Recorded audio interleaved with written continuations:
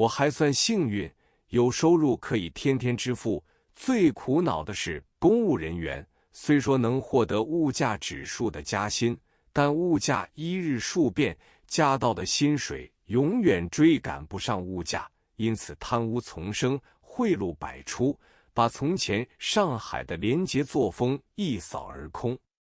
我只要讲2个故事，可见其余。第一个故事，那时燃料绝迹，煤球成为天之骄子，行政当局下令，煤球不可囤积，也不可成担的买进，每天限买10个，但是煤球的成分，泥质多而煤质少，几个煤球不够一个炉子生火，那怎样可以取到大量煤球呢？有办法，等警察上门来都问每天需要多少，可以委托他们代买，他们会在下班之后押着送到你家中，任何人也不敢留难他。那时上海人为这种警察提了个外号，叫做煤球警察。这名称虽刻薄些，但是那时上海人的境况由此可见一斑了。第2个故事就是上海多旧屋，很容易着火，救火车很快的就到了，救火员迅速的灌救，这是常例。但到了这个时候，救火员都懒洋洋不管事情，打电话报告火警时，救火会就要问有没有贴补。报火警的人总是说有，等救火车一到，首先就要向业主讲价钱，讲数，讲妥之后，一手缴钱，一手救火。凑钱的时候，4邻都把钞票搬出来，谁也不敢迟一步。如果不缴钱的话，火头蔓延全条街，他们也不管，市政当局也明知其事而无法追究。至于此时物价之高，高到什么地步，我也可以举2件日用品来代表一下。一种就是最不值钱的油炸柜及油条，每一条要卖到2000元，后来涨到5000元，再后来涨到1万元。还有一样东西，就是买一盒火柴要1万元，什么纸币我已记不清楚，我却算了一算，究竟一根火柴要值到多少钱。拿凤凰牌最有名的一种来说，我叫学生细细点一下，一盒火柴大致70根，用1万元计算，就是一根要值到133元。大家看到了这一段，可能认为是神话，但是事实却是事实，是无可否认的。又记得那时节，我到五芳斋去吃汤面，吃罢之后付了15万元。有一个时期，大家一开口就是讲多少多少万，一场麻将输掉2、3千万也不足为奇。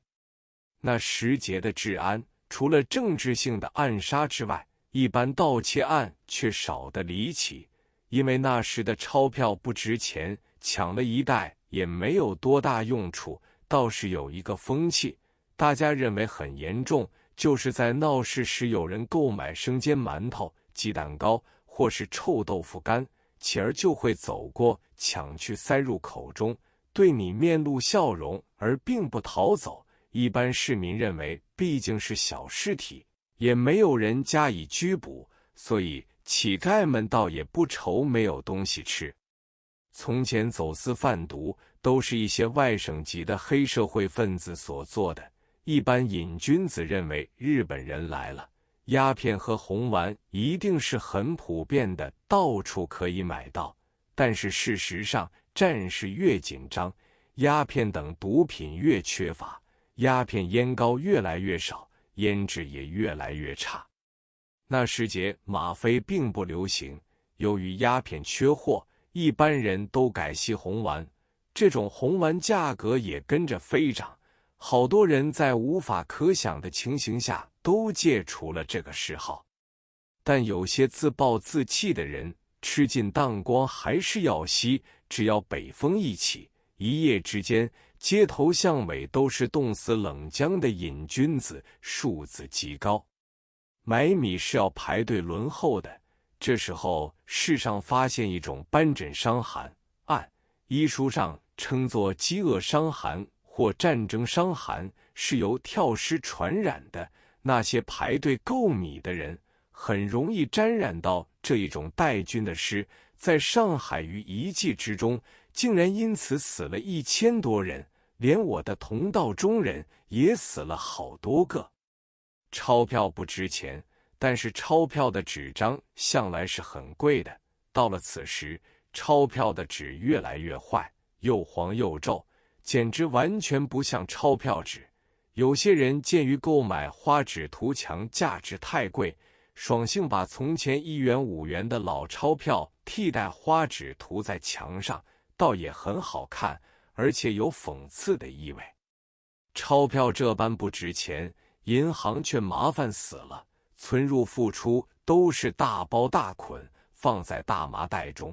大家连点数都不愿点。但是印钞票的印刷厂实在来不及印，银行为了便利起见，爽性由各行发行一种拨款单，100万、1000万都写成一张拨款单，彼此支付便利得多。因此，各银行纷纷畅行拨款单，起初限于高层阶级相互使用，后来连街市都用拨款单来买菜。所谓拨款单，相等于银行的本票。拨款单风行之后，好多家庭妇女连这拨款单3字都说不清楚，把它说成八卦单，彼此往来就说八卦单多少多少。币制这样的混乱，币制天天跌，只有黄金与美钞却相反天天涨。一个风潮一来，黄金的价格就会高了1倍，美钞成为稀世之珍。但是从前上海的黄金以10两为一大条，可是要购进10两黄金，在普通人也不是容易办到的事。金星中为了适应这种环境起见，另外发行1两重的黄金条子，这种小条子俗称小黄鱼。大概因为金子是黄的，所以就称它为黄鱼。美钞流动性比较活跃，但是购买10元美钞也不知用多少万的钞票。总之，钞票不值钱，大家都过着数字游戏的筹码生活。战争前期的银行，任何存款最多的是5年期的长期存款，到了后期，钞票天天跌，等到期拿出来时，已经完全不值钱。